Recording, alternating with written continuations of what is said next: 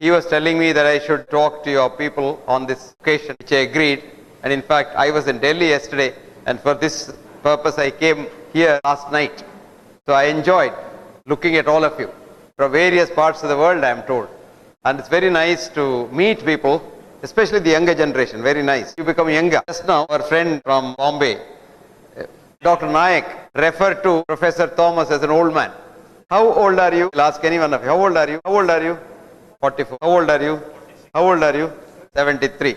No, this is not your age. Which means you don't know biology. You've forgotten your biology. You're only 6 months old on a given day. Because every 6 months you have a new body. Every cell is new. Even poets knew that. Howden so beautifully wrote, no man can get into the same river twice. Go home and think about it. What you are saying is your chronological age. Now, every cell in your body is new at the end of 6 months. But your mind, that is your thought process, your consciousness, keeps telling that new cell, I am 74 years old, I am 73 years old, I am 46 years old, I am 28 years old. And then that memory gets held on and the cell thinks it is 74 years old. Did you understand that? So you are as old as you think you are. Of course, women are slightly younger than their rivals. That's the difference. That's a different thing. That's the definition, by slightly different definition. Now, he was asked to speak or lecture in honor of this great man sitting here, Professor P.C. Thomas. He was described as a good teacher. Who is a good teacher? A good student is a good teacher. A good teacher is not one who comes to the class and verbatim repeats what is in the book onto the student's notebook without letting the student think, and he, of course, doesn't think. That's a menace of a teacher. I call them as banking system teachers. But the true teacher is a midwife. What does a midwife do? She stands by the side of a pregnant mother in pain, coaxing her, cajoling her, empathizing with her, sympathizing with her, provoking her. Who delivers? The mother. In the class, the teacher delivers. No. You should not deliver. Because if biology again, on the day you are made in your mother's womb, not on the day you are born, that little speck of you, today you may be 70 kilos. That day, how heavy you were? Roughly, how heavy you were? That is today. No, when you were made in the mother's womb, you were a zygote. It's a combination of a mother's ovum with the father's spermatozoon, a speck of protein which weighed 0.000000000000001 gram. I'm not joking, I'm seriously telling you. But that one speck of protein knows and knew all about this universe, posteriori and priori. Because there are no two zygotes alike in this universe. If you want to be unique, you should know everything else. Supposing you want to come here with a white shirt and you don't want others to wear a white shirt, you are a unique white shirt man, you should know what shirts and trousers the others are wearing. So that is why the thinker said, no man or a woman can teach any man or a woman what he or she already does not know. So what is education? Educe, E-D-U-C-E, in Latin means bring out, deliver. So you deliver the best in man. So education or teaching is trying to get the best out of the student. And that is a good teacher. That is why P.C. Thomas is a good teacher. And he is 73, but he will not die. Why? Because he loves the younger generation and wants to do good to others. Did you get that? Because you are here for others' sake. Now I'll take you a little further in biology. Fish biology also is the same. Biology does not have a science. Did that? You all thought it's very scientific. You're talking of science. I've written papers. I'm a PhD and I saw some papers there I was reading. And this is not science. What is science? Any definition of science that you want? Science is a method. Science is just a method to understand this universe. Whether it is a fish universe, man universe, leg universe or whatever universe. And we don't have a science for the simple reason that we have been following the wrong science of biology, physics and chemistry all these years, ever since all these things became so-called sciences in the 12th century when European churches became universities. And at that time, everybody thought they are but science changed completely in 1925. Does anyone know why science changed in 1925?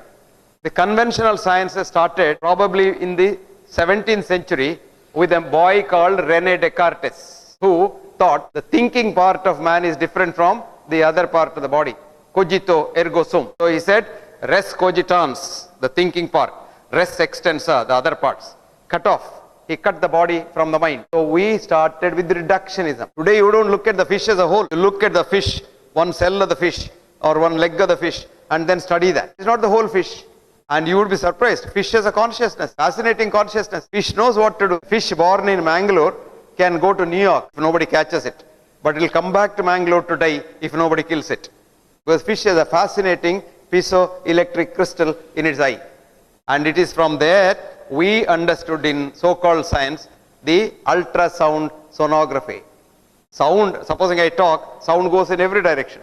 But ultrasound goes only in straight line. And when it goes and hits the wall, it comes back. This is called the ultrasound philosophy, which was learned from fishes by the Navy of Germany in the Second World War. And the naval sonar was developed on the fish eye pattern with the piezoelectric crystal, which was the ultrasound.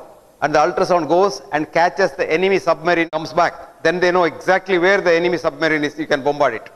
From that data, we have now got medical ultrasonography. You are pregnant, we'll put that thing on your tummy and say your fetus is male or female, has legs or no legs, or head or one head or two heads and things like that. Or we put it in the heart and say how big or how small is the heart. Most of this is only shadow study, studying the shadows. Shadow is not the man. You would see in the morning you have a long shadow. At noon you have no shadow at all. Evening you have again long shadow. So you are not three human beings, you are only one human being. But we doctors depend on the shadows and treat patients. We don't treat the human beings, we treat the reports. This is where science has come now. What is then science then? The true science is trying to understand this universe, which the understanding has changed now. This universe was called by Indian philosophers of Sankhya age as a miracle, Maya.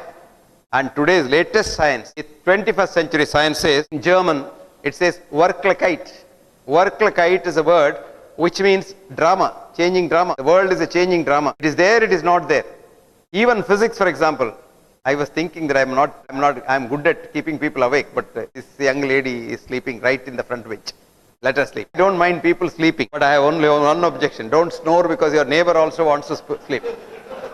Coming back to science, 1925, there was a student in the class and his teacher was quote unquote great. His name was Albert Einstein, which you and your textbooks say was a great man, a great scientist and what have you. But you never allow our students to find out whether it is true or not, because our system is such that we don't have education now. We have educare. You give him a syllabus. He must know what you tell him. In short, Alexis Carrel, Nobel laureate, is a scientist, is a doctor, a physician, a surgeon rather, who wrote, very interesting, every newborn child is a genius to be converted into an idiot in school. Rabindranath Tagore went to school and he found school difficult, first class, impossible. So he came and told his father, I don't want to go to school because it's very difficult. The father said, okay, do what you like. Never went to school. But the man gets a Nobel Prize in 1913 for English poetry. Can you believe that?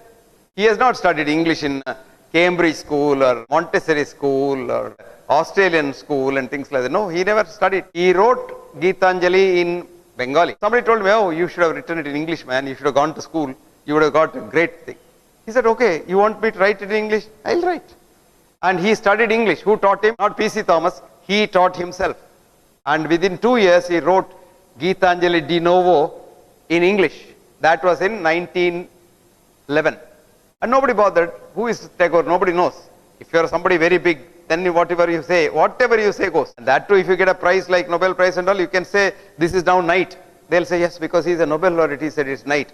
We must be all wrong. He must be right. It's a foolish thing. If you read that book called Prize, how do you get Nobel Prize? It's one of the biggest lobbying that goes on in this world. And usually the wrong people get it. That's besides the point. Now come back to our science. This boy was in the class and Albert Einstein was talking big things about physics. E is equal to mc squared, blah. This boy got up and said, sir, you're wrong. You're talking through your hat and all your thinking is wrong. That's not the correct formula. And he gave a formula. PQ is not equivalent to QP. This is called the uncertainty principle. And what happens to a student who gets up and tells his professor, you're wrong? What happens? He becomes an outstanding student. Yes, his name was Werner Heisenberg. He became an outstanding student for 31 years. This was in 1925. He propounded the uncertainty principle. PQ is not equivalent to QP. And it was in 1956, after Albert Einstein died in 55, that he gets the Nobel Prize for physics. The only Nobel Prize which is worth its weight, probably not even in diamond, platinum, is worth its weight, something which is very good. Now that is the principle which changed science. So if you think that, have you heard of the fish net hypothesis? Fish net hypothesis. Anyone? You're all ichthyologists, right? Ichthyology, studying fish. So ichthyologists wanted to start science. So they said, okay, we will study fish. So they went to the sea and had a net, collected the fish, brought it to their laboratory and measured it with what I was seeing there, some measure, weight measure and something, vernier caliper or whatever they measured, and came a hypothesis. They wrote a piece, which became a PhD thesis, saying that all fish in the sea are bigger than 2 inches in size. Became a hypothesis. It was accepted by the peer reviewing committee and it was published in the International Journal of Ichthyosis. Right? Then what happened? It went on. Everybody accepted it because the market, immediately it was taken to the market. So market said any fish bigger than 2 inches is sea fish, come on, I will sell it. They made money. So science is money, making money. And then there was a thinker called P.C. Thomas who said, why every fish must be bigger than 2 inches? So P.C. Thomas went to the sea with a smaller net hole. So he caught less than 2 inches also. So science is called fish net hypothesis. This hypothesis was proponed by a great Nobel laureate physicist. His name is Sir Arthur Stanley Eddington. He was a contemporary of Einstein. Actually, to make Einstein great in the textbooks, this Eddington is responsible. So Eddington brought him to the English speaking world. Einstein was not even known because what work Einstein quoted was all original work of Lorentz, Poincaré and Fitzgerald. And Einstein's wife nicely plagiarized it and wrote a paper putting all the things together because they all wrote it in 1899. She wrote it in 1905 and together they published it. And somehow the rest is history. You all have read that. You have read the history but not the truth. Most of the time history is not the truth. Now coming back to our friend Eddington put forward this hypothesis saying that science is not sacrosanct. Science cannot really answer any question. Certain questions science can never answer. Like for example, is there God? A MSc scientist will say, no, not likely because I have not seen him. I can't measure him in my laboratory. So where is God? PhD scientist says, there is no God. Forget about it. There is no God at all. How can he be there? I have not seen him. I am a PhD. How can he be there? So God doesn't exist. But then a thinking Nobel laureate whose name is Peter Medawar wrote a beautiful book. Small book. Read it. It's difficult, not difficult to read. About 104 pages. It's called Limits of Science. Book's name is Limits of Science. Where he says, come sir, why did you sit down? Our Australian friend. I know, he believes latest scientific research in medicine says sitting in the chair reduces your lifespan. I'm not joking. That is called reductionist science. You just collect a cohort of people and then say how many hours they sat, how many hours they worked and things like that and come to some conclusion, immediately write a paper. After some time, someone else will write and say standing is bad for health. This is called reductionist science. Reductionist science. You must have had so many papers saying coffee is very good for health. And you have equal number of this, so coffee is very bad for health. Like for example, you all thought fish is very good for health. It's got, what is that called? Omega 3, this, that and all. These are created fat. It was fat. We all knew fat. Now we created caste system in fat. Saturated fat, unsaturated fat, semi-saturated fat, polyunsaturated fat, omega fat, this fat, that fat. All fat is no good or good. Actually, the man who did this study of fat and health, the first man, his name is Ancel Keys. Ancel Keys was given $110,000 to find out the relationship between fat and heart disease.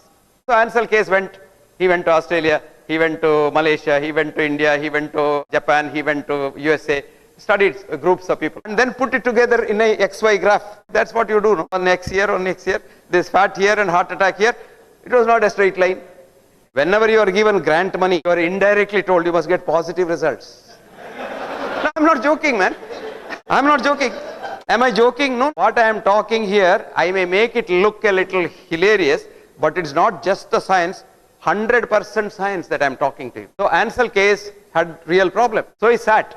This is called doctoring your data. So he sat down and then what to do? I must get a straight line. So he sat and maneuvered. Of the 22 countries he studied, he eliminated very conveniently 15 countries. Nobody knows. No? If you read his paper, you don't know this. But you must go deep into it, you'll get to know. Now what happened? He got a straight line. At the bottom was Tokyo, Japan. At the